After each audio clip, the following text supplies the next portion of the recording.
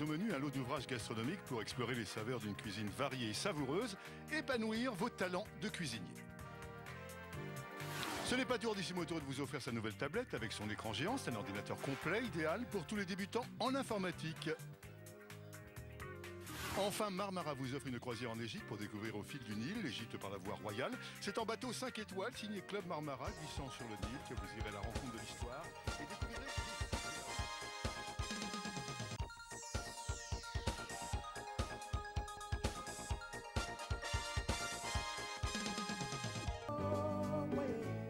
J'ai demandé à Dieu qu'il protège notre peuple et qu'il éclaire tous ses dirigeants. La masse qui nous attend demain, cette masse demande autre chose que le bien de vote aujourd'hui. C'est le pain, c'est le progrès. Il faut que nous puissions construire cette nation. Frantz Fanon ne disait-il pas que l'Afrique a la forme d'un revolver dont la gâchette est placée au Zaïre? Car la libération du Zaïre représente la possibilité pour tous les autres pays d'Afrique de pouvoir enfin se développer. Qu'en dépit de complots visant sa déstabilisation et sa balkanisation, la République démocratique du Congo demeure unie dans ses frontières de 1960.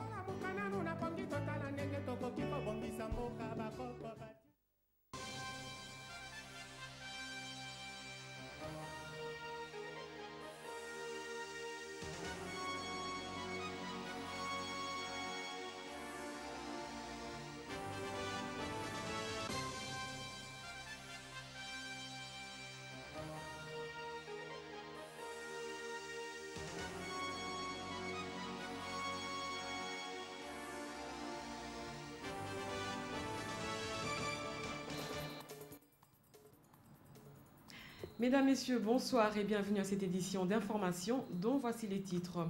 À Kampala, l'accord final des pourparlers entre le gouvernement et le M23 est loin d'être signé alors que la date du 15 mars était avancée pour la clôture de ces travaux. Élection du pape François, la conférence épiscopale nationale du Congo salue ce choix et invite les chrétiens à prier pour le nouveau successeur du Saint-Pierre. Les chrétiens, entre-temps, de leur côté, se sont retrouvés dans leurs paroisses respectives pour implorer Dieu afin qu'il bénisse le pape et toute l'Église. Enfin, assainissement dans le secteur de la santé, le ministre de tutelle décide de la fermeture de l'usine pharmaceutique Moac pour le non-respect des normes et ce sera tout pour les titres. Bonsoir. D'abord, les pourparlers de Kampala. L'accord final était attendu pour ce 15 mars, mais rien ne présage une issue heureuse de ces négociations. Même les experts du gouvernement balbutient sur cette question. Écoutez ce que pense François Mamba, délégué du gouvernement à ce dialogue. Il a été joint au téléphone par Eric Ngamba. À ce stade, les médiateurs, la partie ougandaise, qui sert donc d'arbitre dans cette affaire, n'a rien programmé. Comme vous le savez, du côté de la République du Congo, de notre délégation, tout a été fait et préparé de telle manière à en finir avec ces discussions de Kampala à la date du 15 mars, conformément notamment à la volonté du président de la République du Congo. Il se trouve aujourd'hui que nous n'avons aucun signal concret comme quoi effectivement demain sera organisée donc cette séance de signature. Nous attendons les instructions, notamment du côté de notre président, et nous saurons à ce moment-là quelle est la position à adopter. Après 3 mois de vacances parlementaires, les députés et sénateurs vont reprendre du travail pour la nouvelle session ordinaire. Ces vacances parlementaires, justement, ont permis aux uns et aux autres d'entrer en contact avec leurs bases respectives. Cependant, face à la situation actuelle du pays, que devons-nous attendre de ces élus au cours de cette session ordinaire de mars? La réponse dans ce commentaire de la rédaction avec Oscar Bakando. Que faut-il attendre de la session ordinaire de mars au Parlement? Cette question mérite d'être posée, surtout quand on sait que la province du Nord Kivu est toujours en proie à une insécurité récurrente. Une telle question doit en principe préoccuper les parlementaires et surtout que l'un des territoires de cette province est contrôlé par les rebelles du M23. Une autre question, et non de moindre, qui mérite l'attention de nos élus, c'est celle relative au dialogue national soulevé par le président de la République. En tant que représentants du peuple, les élus ont l'intérêt de réfléchir sur ce dialogue en vue de lui donner un contenu susceptible de déboucher sur une solution durable à la crise actuelle. Les parlementaires doivent également saisir cette opportunité pour relancer les questions restées pendantes durant la dernière session extraordinaire. C'est le cas, à titre illustratif, du contrôle parlementaire qui a été renvoyé à plus tard. Compte tenu de l'importance de toutes ces questions, les parlementaires congolais ont le devoir constitutionnel de mettre à profit le temps leur imparti pour examiner et adopter les projets de loi qui seront retenus à la session ordinaire de mars 2013. Je vous le disais dans les titres, l'Église catholique a depuis ce mercredi un nouveau pape après la démission de Benoît XVI. C'est George Mario Bergoglio qui a choisi le poumon de pape François Ier, une première dans l'histoire, un Saint-Père non européen. La conférence épiscopale nationale du Congo a réagi à cette élection par le choix de l'abbé Donatien Cholet, premier secrétaire adjoint de cette conférence catholique. Suivez ce reportage avec Christopher Kamanda. L'Europe perd le Saint-Siège. Il va à l'hémisphère sud, en Argentine. La fumée blanche qui s'échappe du haut de la chapelle Sixtine, des cloches qui retentissent, des milliers de personnes présentes à la place Saint-Pierre attendent le nouveau pape, mais pas le cardinal Bergoglio. Or, ce n'était qu'une lésion, parce que les différents drapeaux brandis sont éloquents. L'ancien archevêque de Buenos Aires détourne le pronostic et il s'appelle Pape François. À la conférence épiscopale nationale du Congo, on dit être satisfait. Naturellement avec une grande joie parce que nous avons prié la demande de nos évêques pour que Dieu puisse donner à son peuple qui est dans le monde, qui est au Congo, un pasteur selon son cœur. Et nous avons là la réponse à notre prière. Nous ne pouvons qu'être heureux, d'autant plus que nous l'avons attendu. Et le fait qu'il soit de l'Argentine, cela démontre encore une fois l'universalité de l'Église. Le 266e évêque de Rome a surpris l'opinion qui, dans ses sondages, ne l'avait placé nulle part et a comme cheval de bataille la lutte anti-corruption et l'inégalité sociale en même temps, propager l'évangile jusqu'à l'extrémité de la terre. Dans la prière, dans la vérité, on dépasse toutes les sensibilités d'origine, que ce soit une leçon pour nous, les Africains, les Congolais en particulier, qui sacrifient parfois la vérité au profit des appartenances ethniques et tribales. Notre pasteur, notre pape et notre devoir en tant que fidèles, en tant que brebis, c'est d'écouter la voix du pasteur. Le souverain pontife devra également faire face aux nombreux scandales qui ont bousculé l'Église ces derniers temps, notamment l'empire financier. Voilà, aussitôt élu, le nouveau souverain pontife a fait son apparition en public devant une marée humaine qui voulait voir et écouter le nouvel évêque de Rome. Le pape François a appelé tous les chrétiens à prier pour lui, conscient de la charge qu'il attend. À Kinshasa, par contre, une messe d'action de grâce est dite dans différentes paroisses afin d'implorer la main de l'Éternel, nous dit Erin Gamba, et bienvenue Kassa. Genoux fléchis au lendemain du petit matin de l'élection du cardinal Giorgio Mario Bergoglio à la tête de l'église. Les fidèles catholiques congolais se sont retrouvés dans leurs paroisses respectives pour rendre gloire à Dieu pour son choix porté à l'endroit du nouveau souverain pontife, le pape François. Je suis très satisfait pour notre église catholique parce que nous restons toujours la leadership de l'église. Nous l'accueillons avec grande joie. Tout ce que nous voulons, c'est qu'il soit un peu à l'image de Jean-Paul II, avec qui nous avons été très habitués. Benoît XVI qui nous a aussi donné un autre élan et nous attendons de voir à l'œuvre. Pour ces fidèles catholiques, l'élection du nouveau souverain pontife constitue une majeure partie des solutions aux différents problèmes que connaît l'Église. Le nouveau pape a beaucoup de défis à relever, surtout le problème de pédophilie aussi au sein de l'Église, les homosexualités, les mariages des homosexuels. Donc le pape a le pape a une tâche très difficile. Il reste très convaincu que la lumière du Christ lui accompagnera afin de bien continuer l'œuvre de Saint-Pierre apôtre. L'Église catholique a un nouveau chef spirituel, le pape François. En tout cas, personne ne s'y attendait à ce choix. Dans l'opinion, c'était plutôt le cardinal Martini qui portait favori. Cette élection a donné de la matière à réflexion aux églises de la République démocratique du Congo où la succession pose problème. Doudou Ndombe. Mercredi 13 mars, sous le coup de 19h05, l'heure du Vatican, la fumée blanche s'échappe de la chapelle Sixtine, Habemus Papam. Les 115 cardinaux ont finalement jeté leur dévolu sur l'Argentin José María Bergoglio, cardinal de Buenos Aires. Véritable revers pour l'Europe qui, depuis des siècles, est à la tête de la cité du Vatican, en dépit de la soixantaine de ses cardinaux dans ce conclave, mais le spirituel a tranché au-delà de toute considération humaine. Un bel exemple que l'Église catholique donne au monde selon des observateurs avertis, car disent-ils, en République démocratique du Congo, la succession est source de divisions au sein des églises. Il y a un terrain matériel, des églises avec une succession familiale. Ils ne courent que derrière le matériel, c'est clair. Il n'y a pas de système de gestion correct dans nos églises.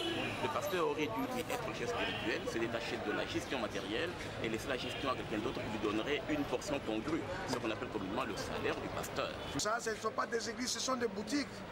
Pour sauvegarder ses intérêts, on doit mettre comme remplaçant son fils. L'église appartient à Jésus-Christ. Vous comprenez? Ce n'est pas le féodalisme où quelqu'un meurt et puis automatiquement son père, son fils est inspiré. Dans le registre des félicitations, l'Union européenne a été la première à délivrer une réaction officielle. Elle souhaite longue et béni pontificat au pape François, que celui-ci défende les valeurs fondamentales de la paix. Autre chose à présent, la délégation du Fonds monétaire international a clôturé sa mission le mardi dernier. Avant de s'envoler pour Washington, Norbert Toy, chef de la délégation, et toute son équipe ont présenté au chef du gouvernement ses civilités. Tout porte à croire que le nouvel accord ne va pas tarder à venir, nous dit Doudou Ndombe dans ce reportage. Entre le FMI et la RDC, ce n'est pas le divorce, mais la reprise des négociations en vue d'un nouveau programme n'est pas à l'ordre du jour. Après une semaine d'émission en République démocratique du Congo où il a eu des échanges avec les autorités congolaises, le nouveau chef de mission du FMI en RDC, Norbert Toé, pense que le chemin est encore long pour un nouvel accord formel entre le FMI et la RDC. Il n'y a pas de divergence, nous continuons nos discussions, comme je dis, même les chiffres restent pour 2013 restent à affiner. Donc nous nous quittons dans ces conditions. Nous allons continuer les discussions entre amis, comme on dit même entre amis, on se parle toujours. Entre les deux parties, il n'y a plus de divergence. Quant à la conclusion d'un nouveau programme, il faut encore attendre. Un protocole d'accord vient d'être signé entre Alpha Airport, une entreprise française, et le ministère du Transport. Ce protocole consiste à construire dans un délai de 6 mois une aérogare moderne à l'aéroport international d'Unjili. Daniel Mukoko Samba, vice-premier ministre et ministre du Budget, a pour sa part salué l'initiative qui entre dans le cadre de la modernisation du pays. Vous aurez les images et le commentaire dans notre édition de demain. Les contribuables relevant de la direction des grandes entreprises, des centres des impôts et des sièges modernisés sont invités à s'acquitter de leurs obligations fiscales au plus tard le vendredi 29 mars pour éviter les pénalités fiscales. C'est le message que le directeur général adjoint des impôts a fait passer ce jeudi à la presse. Vincent Kaboué Kanyampa est au micro de Nadine Laïg. Par rapport à l'année 2013, cette date tombe un dimanche, alors que nous sommes en présence d'une déclaration auto-liquidative. Ça signifie qu'au même moment, les contribuables viennent souscrire la déclaration, au même moment, les droits de l'État doivent être payés. Or, les dimanches, les banques ne fonctionnent pas. Nous avions pensé qu'il fallait ramener cette date au 29 pour que la déclaration soit déposée et en même temps, cette déclaration est payée. Le taux de l'impôt est de 35% pour les sociétés et les contribuables à 5 jours pour régulariser. Si le contribuable ne régularise pas dans les 5 jours, il encourt une taxation d'office. Nos services commencent très tôt ces jours-là. Déjà, autour de 7h30, nos portes sont ouvertes et on termine jusque tard et c'est généralement légèrement avant minuit qu'ils viennent souscrire leur déclaration. Souscrire une déclaration à l'échéance vaut mieux que de ne pas souscrire. Parce qu'en dehors de l'estimation que l'administration peut faire sur vos opérations, les opérations que vous avez faites dans l'année, l'administration va surcharger ses impositions de pénalités d'assiette et de pénalités de recouvrement. La direction urbaine des impôts à Kinshasa et le centre de perception des recettes fiscales viennent de signer un contrat d'objectifs et de moyens qui permettra de repenser et de redynamiser les méthodes de travail, tant au niveau des services du siège dans leur rôle d'orientation, d'encadrement et de suivi des missions fiscales effectuées par les structures opérationnelles chargées de gérer l'impôt au quotidien. C'était au siège de la direction urbaine des impôts à Kinshasa, dans la commune de Limete. Nadine Laing et Cédric Indebou.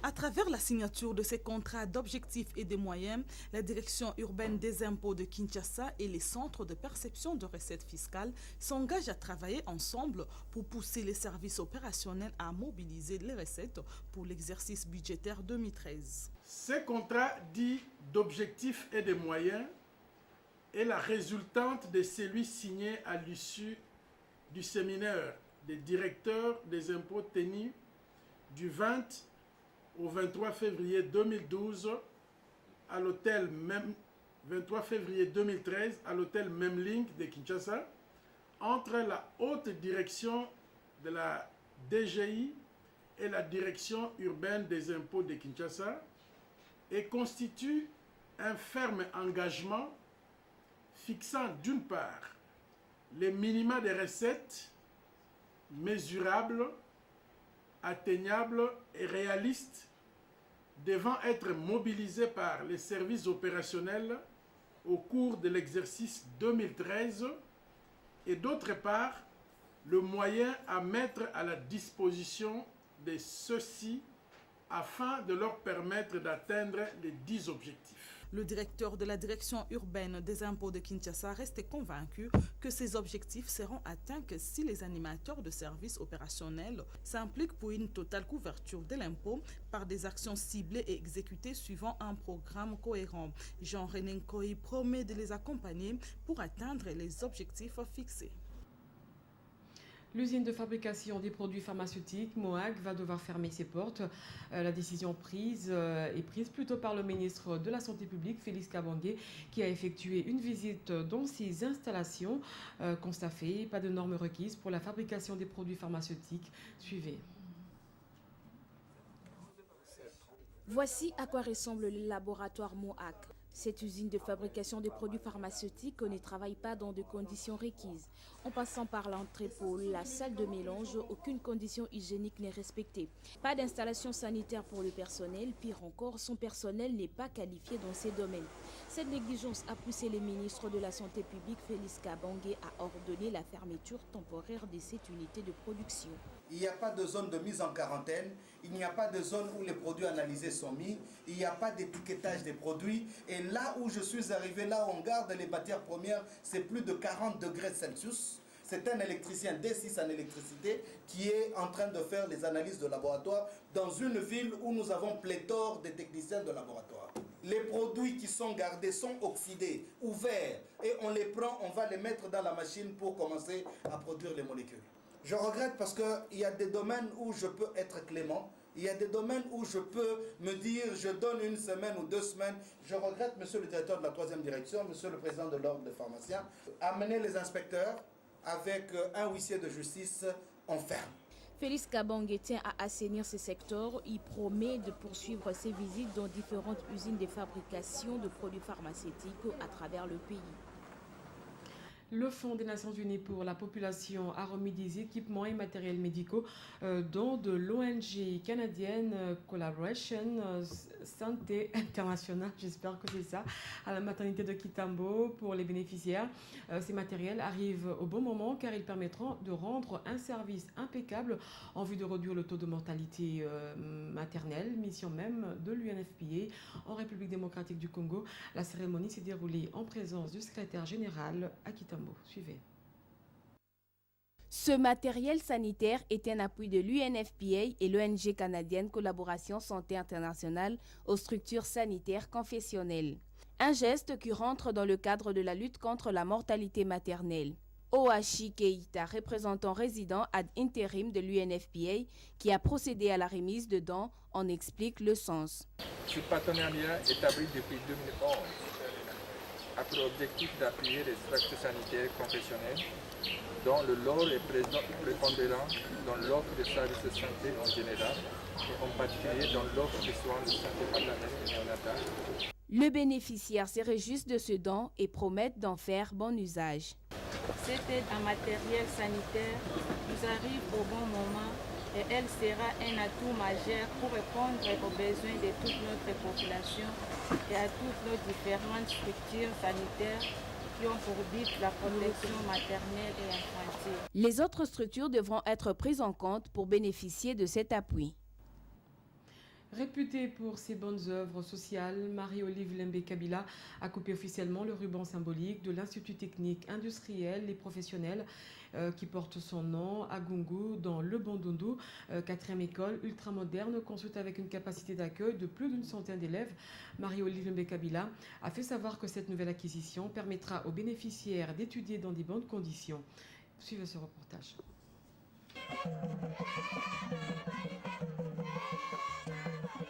Gungu, un village situé à plus de 150 km de la ville de Kikwit dans la province du Bandundu.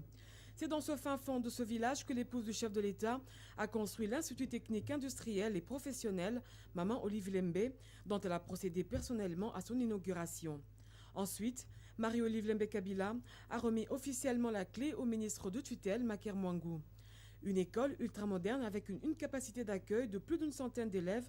Elle comprend 24 salles de classe, une infirmerie et une salle de surveillance. Ajoutez à cela 2 blocs sanitaires et un hangar technique qui permettra aux élèves d'être bien formés.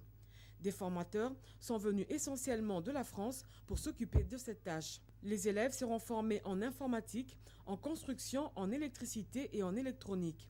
Une fierté pour l'épouse du chef de l'État qui a vu ses œuvres être gratifiées par la Fondation Kuba, Dan Kizenga, par un chapeau traditionnel, un bâton et une chaise, symbole de pouvoir et de stabilité du pays. À l'occasion, le ministre de l'EPSP, le gouverneur de province ainsi que les bénéficiaires n'ont pas manqué de saluer la détermination de l'épouse du chef de l'État qui continue à poursuivre son action pour une formation de qualité afin de doter la RDC des ressources humaines pour le développement du pays. Le patrimoine de l'État ne peut en aucun cas être spolié. C'est ce que déclarent les forces armées de la République démocratique du Congo qui se dit contre la tentative de spoliation du camp Loano situé dans la commune de Kitambo. Mejebi Bomba pour le commentaire. Le camp Loano demeure une propriété exclusive des forces armées de la République démocratique du Congo. Il n'a jamais été acheté par qui que ce soit. Situé dans la commune d'Engaliema, sur l'avenue Ngouma, en allant vers l'église Saint-Luc, le camp Loano est une importante infrastructure militaire qui abrite l'école logistique, des ateliers de maintenance, un hôpital militaire, un terrain de volley-ball et de football, ainsi qu'une station de distribution de lubrifiants. Soucieux de réhabiliter toutes les écoles militaires, les ministères de la Défense nationale et des anciens combattants, en collaboration avec l'Union européenne, a décidé la modernisation de leur infrastructure. C'est ainsi qu'après l'école de sous-officiers de Kitona, l'école logistique de Kinshasa subit sa cure de jouvence. Sa réhabilitation est une décision courageuse des institutions nationales déterminées à offrir un cadre de formation moderne aux soldats spécialisés dans la branche des logistiques. Ainsi, selon les sources des FARDC, seront érigés à cet endroit des ateliers mécaniques et électroniques. Les forces armées de la République démocratique du Congo ne peuvent en aucun cas vendre à un particulier leur patrimoine. À présent, nous allons lire les journaux parus ce jeudi dans la capitale. La revue de presse porte la signature d'Ododo Ndombe.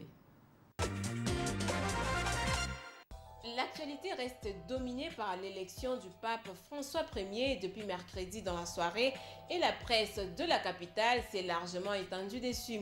La papauté change des continents, titre les potentiels. Une grosse surprise et une première. Tous les pronostics ont été déjoués, un pape non européen au trône des Saint-Pierre. Le journal poursuit dans les milieux catholiques le choix porté sur les jésuites Georges Maria Bergoglio.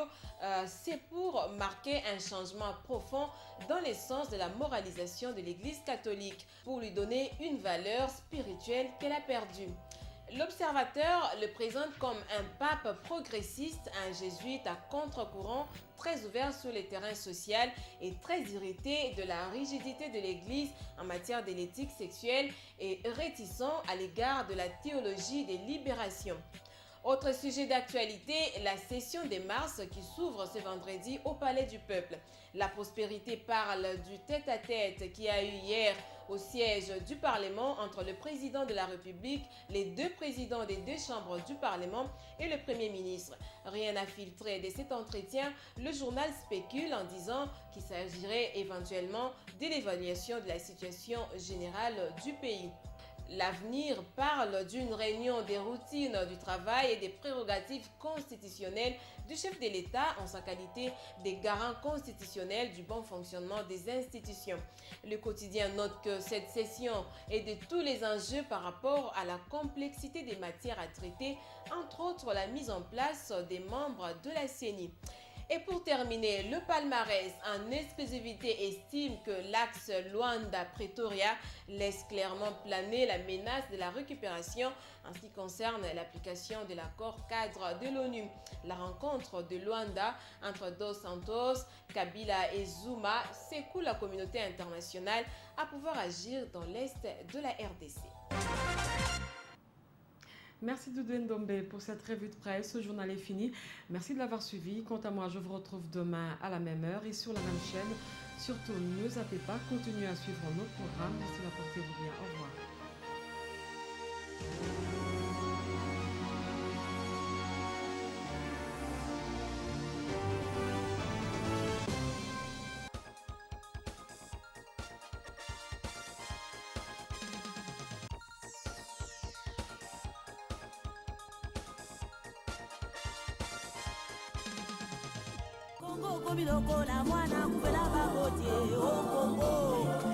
Les complots étaient déjà faits, les plans étaient déjà établis. C'est d'imposer un gouvernement contre la volonté du peuple. La Belgique désire balkaniser ce pays. L'éclatement du Congo, c'est demain. Nous devons marcher à fond, même conclure des accords avec le diable pour refaire l'unité du Congo. Rien à faire. Et le Congo restera un et indivisible. Puis de complot visant sa déstabilisation et sa balkanisation. La République démocratique du Congo demeure unie dans ses frontières de 1960.